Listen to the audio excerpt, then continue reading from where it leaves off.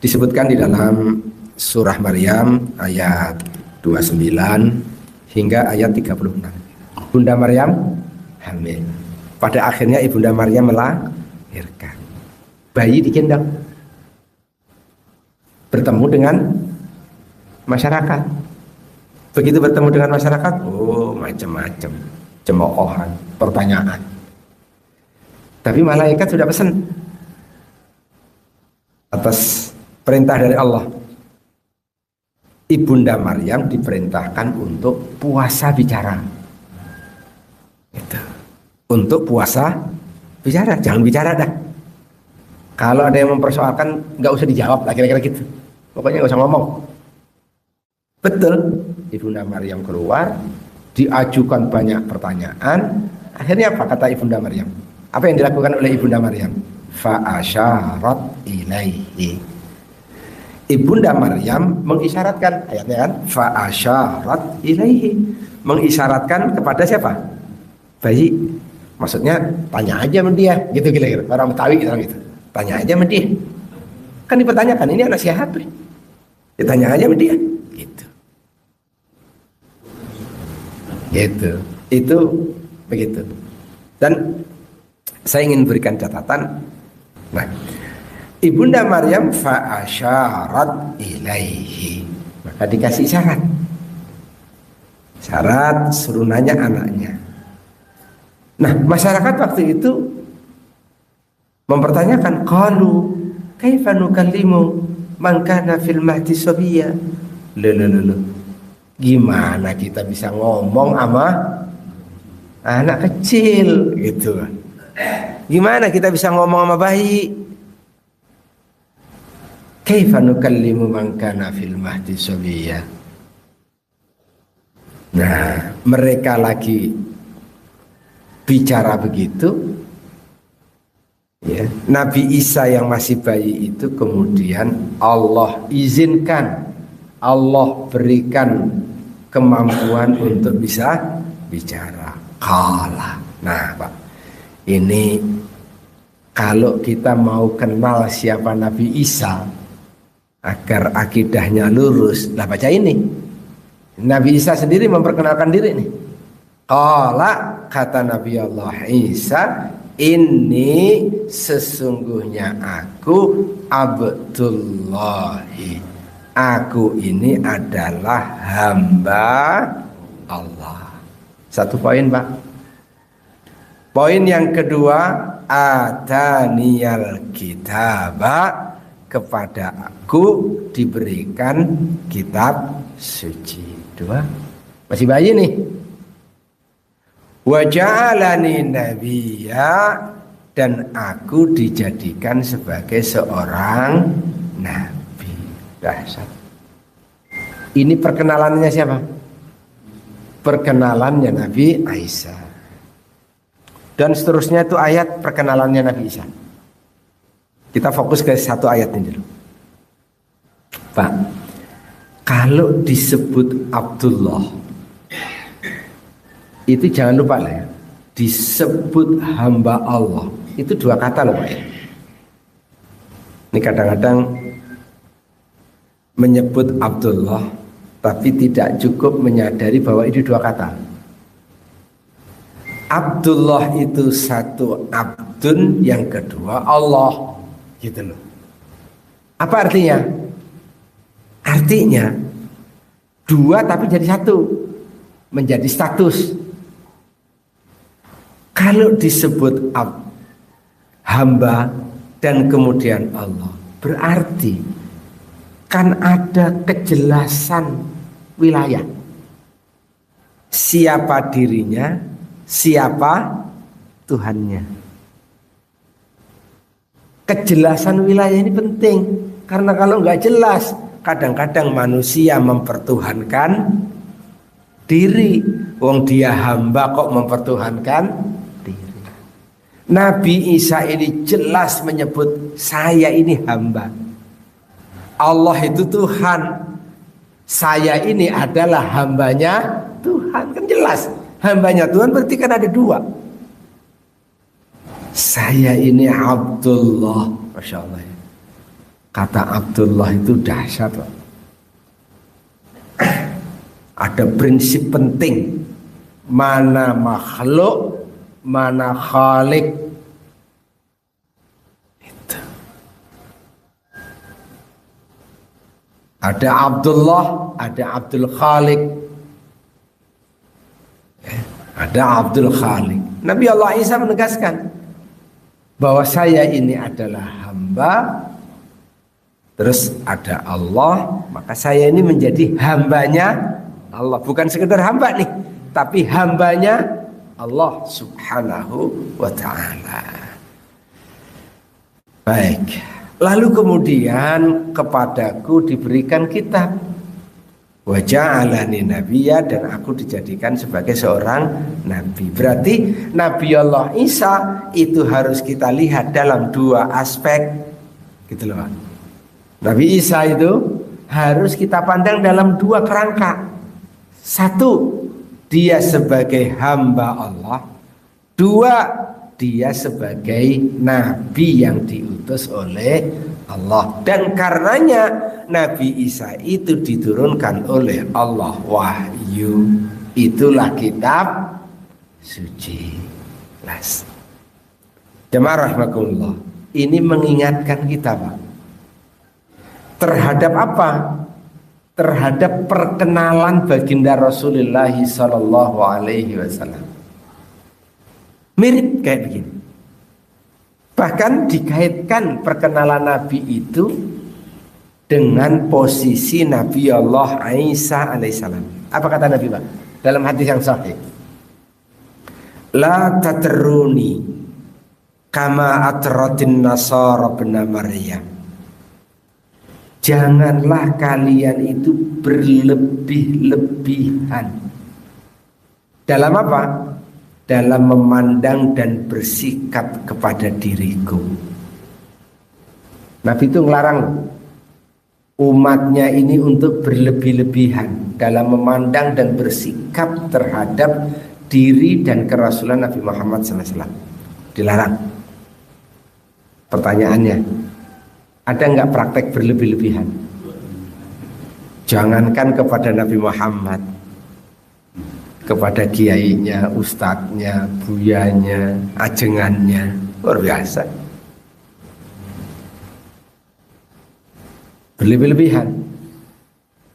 Bahkan Rasulullah menyebutkan kama atratin nasara bin Maryam, sebagaimana berlebih-lebihannya orang-orang Nasrani di dalam memandang dan mensikapi tentang Nabi Isa alaihissalam.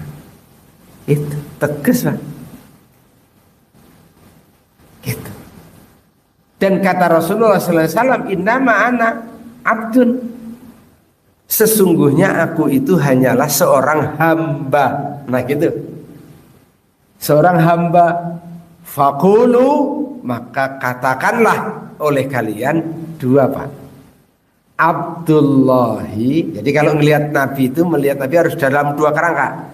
Abdullahi, satu, aku itu adalah hamba Allah. Hamba Allah persis seperti Nabi Isa katakan. Yang kedua adalah wa rasuluhu, dan utusannya. Dua,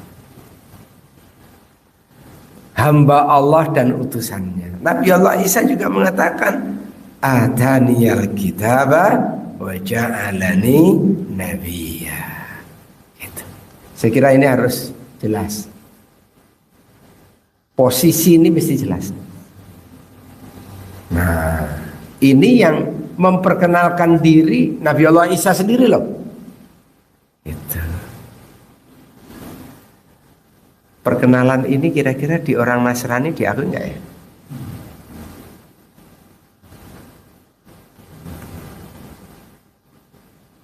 Kalau kita umat Islam kan yakin ya bahwa ini yang memperkenalkan ini adalah yang menciptakan Nabi Isa.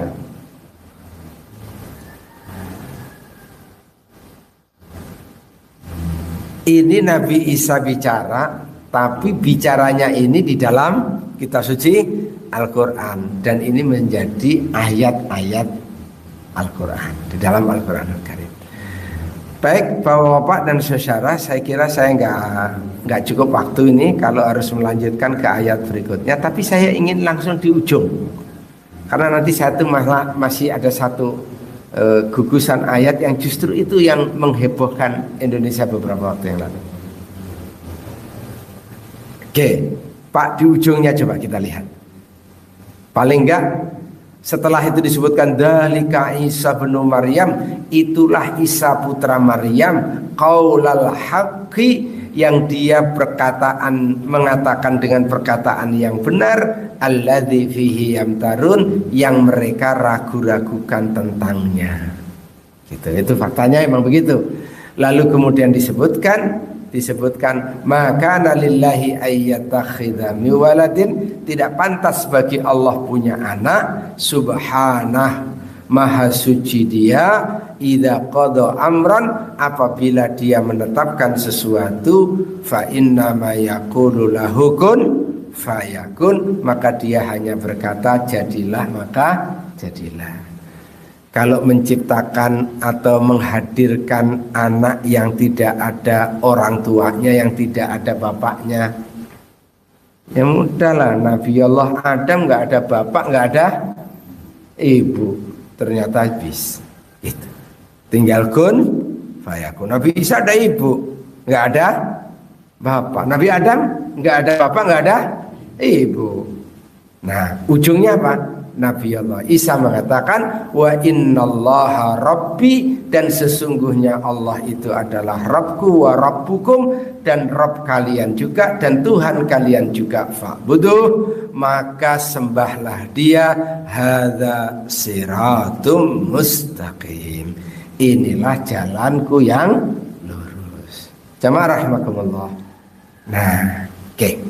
Kalau sudah seperti begitu, saya ingin masuk di sini. Dan cukup waktu ya. Jamaah rahimakumullah, ini diantara Pak ayat yang menjadi dasar. Menjadi dasar apa? Menjadi dasar keluarnya fatwa. Ya, majelis ulama. Coba Pak bayangkan, coba perhatikan, ini 3 ayat saja nih. Ini ayat 72, 73, 74. Ayat 73-nya. Laqad kafara, sungguh telah kafirlah. Berat ini.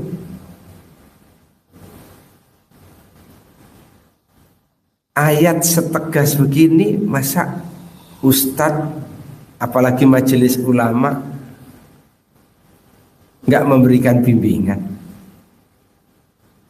Laqad kafara, sungguh kafirlah, alladzina qalu, orang-orang yang mengatakan, innallaha, sesungguhnya Allah itu, huwa dia, al-Masihu bin Maryam, sesungguhnya Al-Masih bin Maryam itu adalah Allah, itu adalah Tuhan. Allah itu Al-Masih.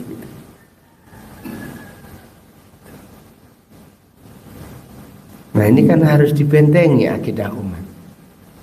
Siapa yang mengatakan bahwa Allah itu adalah Al-Masih, laqad kafara, sungguh kafir dia. Gitu. Wa qala al-Masihu, sedangkan Al-Masih sendiri mengatakan, ya Bani Israel, wahai Bani Israel, ubudullaha, sembahlah Allah, yang Allah itu Rabbi, Tuhanku, wa Rabbakum, dan Tuhan kalian juga. Allah itu Tuhanku, Allah itu Tuhan kalian juga, sembahlah. Bahwa apa? Nabi Isa itu kalau manggil umatnya spesifik, ya Bani Israel, ya Bani Israel. Kenapa? Karena memang Nabi Isa itu diutus tidak untuk seluruh alam, tapi diutus untuk kaum tertentu, yaitu kaum Bani Israel. Orang Sunda Bani Israel kan? Orang Jawa Bani Israel nggak Pak? Tapi kok ikut ya? Padahal nggak dipanggil dia ya? Nabi Isa itu kaumnya Bani Israel Pak. Lain dengan Rasulullah. Rasulullah itu wa ma arsalnaka illa rahmatan lil alamin, untuk seluruh alam. Bahkan Nabi Musa mengatakan ya kafatan linnas, saya itu diutus untuk seluruh manusia. Itu ini Bani Israel Pak. Ya Bani Israel, wahai Bani Israel, ubudullaha rabbi wa rabbakum, sembahlah Allah yang Allah itu Tuhanku, Tuhan kalian juga. Berikutnya nih coba, innahu ya may yusyrik billah, man barang siapa orang yang yusyrik, mensekutukan, berbuat syirik billahi kepada Allah, ya faqad harramallahu alaihi jannah, maka Allah haramkan baginya surga, wa ma'wahun nar, dan tempatnya di dalam neraka, wa maliz zalimina min ansar, dan tidak ada kezaliman atau tidak ada penolong bagi orang-orang yang telah berbuat zalim. Zalim yang dimaksud di ayat ini adalah zalim ketika mengakui bahwa Nabi Isa itu adalah Tuhan. Berarti syirik dia, gitu Pak. Masih ada waktu? Oh masih. Oke. Amalidz zalimina min ansar. Gimana ayatnya tegas begini Pak? Ayatnya sih tegas begini. Kadang-kadang orang bilang ya terpaksa, yang penting hatinya tidak, kan yang penting hatinya. Pak, kalau bicara terpaksa itu ada ukurannya Pak. Dan kalau antara hati dan lisan itu berbeda, itu ada ukurannya. Ukurannya adalah dalam kisah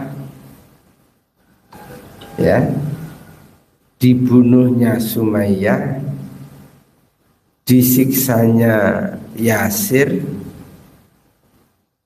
yang dua-duanya suami istri sudah dibunuh, anaknya menyaksikan bernama Ammar ya. Dan Ammar dipaksa untuk mengucapkan sesuatu, dia tidak mau, disiksa habis dia. Sementara di depannya ya, dia lihat bapaknya sudah dijemur berhari-hari, dicekik dengan tali di tiang yang diikat dia di situ, itu Yasir. Dia menyaksikan ibunya bernama Sumayyah. Sumayyah itu ketika dipaksa untuk menyatakan Hubal, Kulu Hubal, suruh mengucapkan Hubal, dia tetap tidak mau. Dan Abu Jahal itu memaksa dengan menekan dia, syaqiyya, syaqiyya, celaka kamu, celaka kamu. Sumayyah, seorang wanita yang sedang dalam keadaan berat tadi itu, rupanya tegar imannya, diludah itu Abu Jahal itu. Naik pitam tuh Abu Jahal, tombak yang ada di tangannya ya, ditancapkan sekuat tenaga, nyaris dari kemaluan tembus sampai bawah. Gugurlah Sumayyah, mempertahankan keyakinan, dan itu disaksikan oleh anaknya namanya Ammar. Maka disebut Ammar bin Yasir. Nah, Ammar disiksa habis. Semacam dia tidak begitu terpenuhkan kesadarannya, terucap dari lisannya kata hubal. Saking udah kesakitan, ya, tapi hatinya dia tetap, ya. Orang tuanya di depannya meninggal 2. Akhirnya terucap juga dari lisannya Ammar itu kata hubal. Tapi itu ucapan. Taunya kita dari mana? Ternyata turun ayat yang membenarkan sikapnya Ammar itu dan menyebutkan bahwa Ammar itu hanya di lisan, sementara hatinya tetap pada keyakinannya. Mulai lerailah penyiksaan terhadap Ammar. Kira-kira sudah ada yang begitu belum di kita ini? Diperlakukan kayak Ammar itu, lalu kemudian wah saya udah kepaksa nih gitu. Atau ukuran terpaksanya gimana? Ukuran terpaksa, ya ini tender nggak jadi nih. Nggak bisa jadi dapat tender nih. Waduh, macam-macam ya. Makanya mudah-mudahan ya, kita doa di ruangan ini atau jamaah di sini jangan besok ada yang jadi menteri gitu.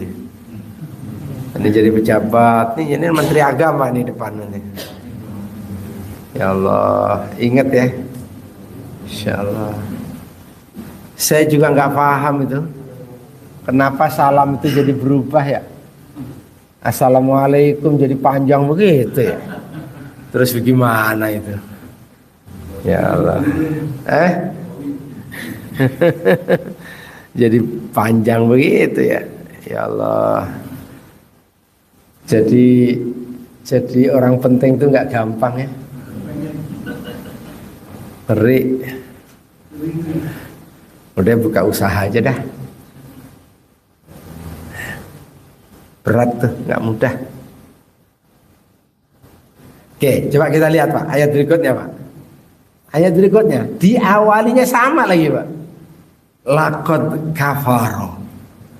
Sungguh telah kafirlah alladzina qalu, orang-orang yang mengatakan innallaha salisu salasah, sesungguhnya Allah adalah ketiga dari 3.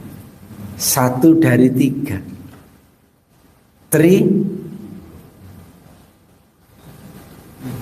Trinitas, Tritunggal. 1, 3, 3, 1. Rokok. Ada tembakau, cengkeh, kertas. Jadi 1 namanya rokok. Kalau dipisah-pisah jadi tembakau, kertas, cengkeh. Itu yang sering didoktrinkan. Enggak, kami itu 1. Ketika membincangkan ketuhanan yang Maha Esa. Itu kan Pancasila ketuhanannya yang Maha Esa Pak. Esa itu dimaknai kalau dalam Islam, Esa itu ya qul huwallahu ahad. Allah itu Esa. Bukti bahwa Allah itu Esa, lam yalid walam yulad. Allah itu tidak beranak, Allah tidak juga diberanakan. Maka karena itu walam yakun lahu kufuwan ahad. Gitu. Itu Esa. Gitu. Tapi enggak. 1, 3, 3, 1. Kalau ada istilah kesebelasan, ya emang 11, tapi jadi 1.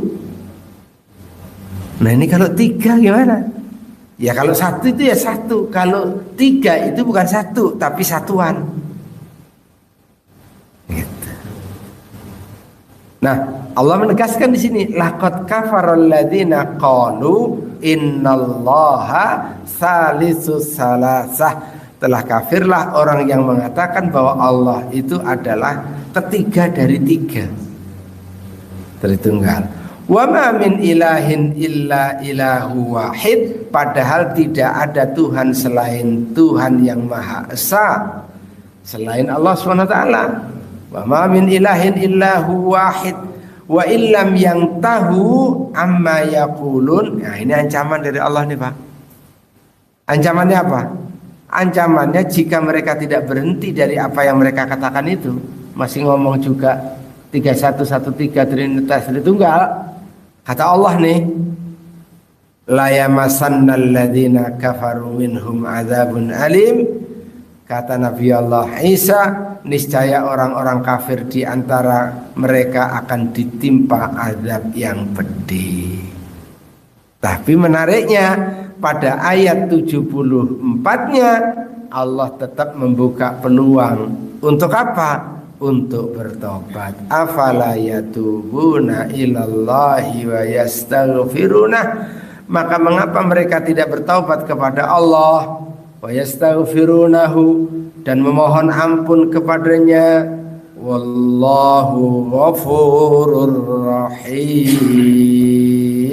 Dan Allah itu Maha Pengampun lagi Maha Penyayang.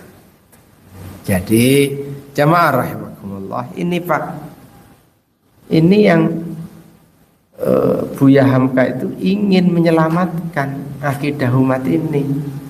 Dia sebagai seorang majelis ulama punya kewajiban moral, ya, kewajiban agama. Untuk apa? Untuk melindungi umat ini dari keyakinan yang salah, hifdzuddin, melindungi umat ini ya dari sisi agama. Dan untuk itu maka beliau menghadapi tekanan. Dan untuk itu juga beliau alhamdulillah istiqamah sampai akhir hayatnya. Dan ini saya kira menjadi pelajaran berharga bagi kita, menjadi contoh baik bagi kita. Satu prinsip akidah yang keluar dari seorang bayi masih kecil tadi sampai ayat 36, itu perkenalannya Nabi Allah Isa. Dan Allah menegaskan pada surat Al-Maidah ayat 72 dan 74. Dua-duanya diawali dengan lakot kafaro. Yang menjadikan Nabi Isa Tuhan, lakot kafaro. Atau tidak menjadikan Nabi Allah Isa Tuhan, atau dia adalah satu dari bagian dari tiga. Tiga dari satu, satu dari tiga. Trinitas itu. Dan itu sudah disebutkan, dan kemudian ada anjuran untuk bertaubat. Afala yatubuna ilallahi wa yastaghfiruna wallahu ghafurur rahim. Baik, saya kira ini yang bisa disampaikan ya dalam kesempatan ini.